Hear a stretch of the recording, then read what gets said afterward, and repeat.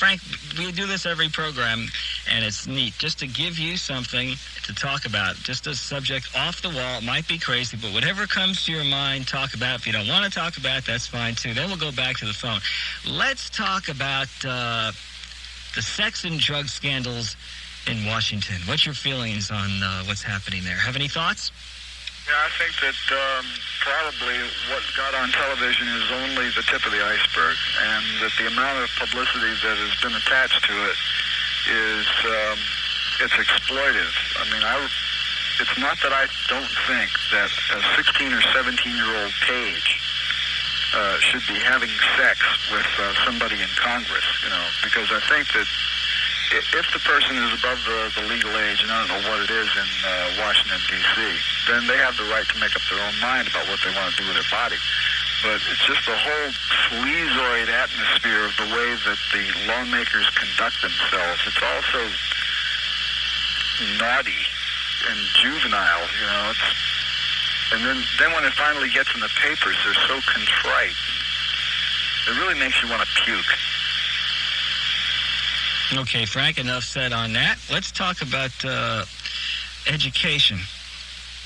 Well, as we all know, and I'm sure the people listening to the show, since a lot of them are in school, that the school they attend really isn't very good. But one thing that is a contributing factor to the low quality of education in the United States is, I don't think, based on what I've seen of teenage behavior in recent years, that too many of the kids who are in school really want an education. They have the impression that they're forced to go there and they just have to spend a certain number of hours there at school, and it's a social event. And they'll do anything they can to avoid being taught because everybody thinks they already know what they need to know because they saw it on television. It's like the song Teenage Wind in a way. Yeah, but I mean, there's a general arrogance on the part of the students toward education itself. Partly that attitude is deserved because the quality of education they're offered is so poor. But there's that arrogant attitude that you can't teach me anything because I already know. And there are a lot of things that you're not going to know until you're really out there in the world working and finding out how things really are. And so the kids lose out, partly because their parents are trying to save some money by not spending it on schools, and partly because the kids refuse to learn. If you really want to get a good education, and I've said this over and over again before, the easiest way to do it is to go to the library because it's free. The books are all there. You can go in and teach yourself what you need to know, but you have to have the desire to increase your intelligence, to increase the amount of knowledge that you've got to learn. So how do you expect to earn a good living or to be comfortable when you get out of school unless you can deal with things like that? Kids don't communicate. They get high. They have a good time. They wait for somebody else to take care of them, and they're not really facing the reality of what's in store for them once they got out of school, because it is definitely no picnic. And you're going to need all the equipment that you can get your hands on in terms of education in order to survive once you get out of school, because nobody likes you. You get out of school, it's a very awkward age. You graduate from high school and it's time to get a job. Nobody wants you. When they don't trust you because they know that you come from a school system which couldn't possibly have taught you anything, and they don't have any jobs for you, and they don't want you and they don't like you. That can make a person very depressed. That's a lot of food for thought there. I can imagine a lot of people, if I was about 14 years old now listening on the radio, it would be sinking in coming from you.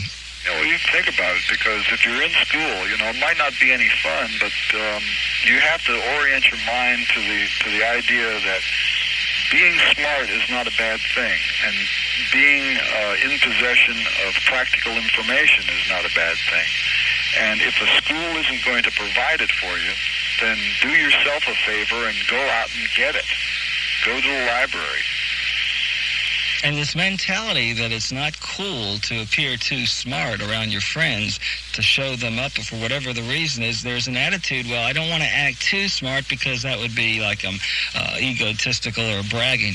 That mentality brings down the intelligence of a lot of conversations. Like when I go to concerts today, there's a whole different kind of person there. It's not like it used to be just a few years ago. We got a lot of people that not only do they want to party, used to be when you go to a concert, you were into the music, you had commitments and beliefs, and you had goals for life, and the music was a part of the culture. Today you go to a concert and you just want to see blood, it seems like a lot of these kids, and I guess maybe that's one of the reasons you're not touring anymore. Yeah, well, that would be included in part of it, but it's the desires of the audience that consumes rock and roll are somewhat at odds with my aesthetic reality. Okay, Frank, that's well. I just noticed something here. You were in the brand new issue of Radio and Records magazine. There's a copy of you and Frank McKenzie. It says Frank Zappa visited CHUM-FM in '77 and was interviewed on the air by DJ Rick Moranis, soon to go on to greater fame.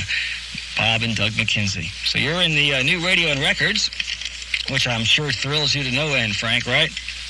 The 1977 picture? Yeah, I don't know, it's in there. It sure is. I wonder why that's in there. It's in the brand new issue, page 32. Anyway, we got a lot of things we want to talk about here. Frank Zappa, who I would like to see on cable TV or regular TV doing a talk show. I think that's the side of Frank Zappa very few people really get to see and hear, but the way you articulate the things on your mind, your theories, your philosophies, you'd be a good host for a talk show. Now, it might sound off the wall for somebody to say, Frank, but that's the way I feel. So with that, let's go to this line. Hi, you're on QDR's East Coast Live, talking live to Frank Zappa. Hello, Frank. My name's Paul from Stanford. And what's your first name again? Paul. Hi. Talk up a little bit. Okay. And a little closer to the phone, Paul. Okay. My question pertains to cocaine decisions. And I saw you a couple years ago when you hosted Saturday Night Live, and I was a little bit confused with a skit you did. Something about, had to do with drugs, and they were saying, hey, Frank, come on, try this, put this in your nose or something, and it's like, you said, I don't do drugs. And I guess that was supposed to be the humor of the skit, surprising or amusing that Frank Zappa doesn't do drugs. And we're losing you on this call, or you're kind of coming and going. It's not your fault. I guess there's something on the phone that's interfering, but talk a little louder if you can. Well, as I said, I saw you on Saturday Night Live doing a skit, about the punchline was that it's amusing or funny or something that Frank Zappa doesn't do drugs, that players couldn't understand that. Cocaine decisions, I'm a little bit more confused. I just don't understand why that was supposed to be funny or amusing or surprising. Do you want me to repeat that? Because it's... I understand it. Well, here's the answer to your question. First of all, the skit wasn't funny. Second of all, I didn't write it. Thirdly, I didn't even want to be in it. And fourthly, they thought it was funny to have me in there saying that I didn't do drugs. But the fact of the matter is, I don't do any drugs. I don't like them. I don't have any use for them. And those people did. And they were very interested in making that something that was amusing. And I took the job of being the host on the show, and I was stuck with doing a number of skits on that show that I didn't think were very good.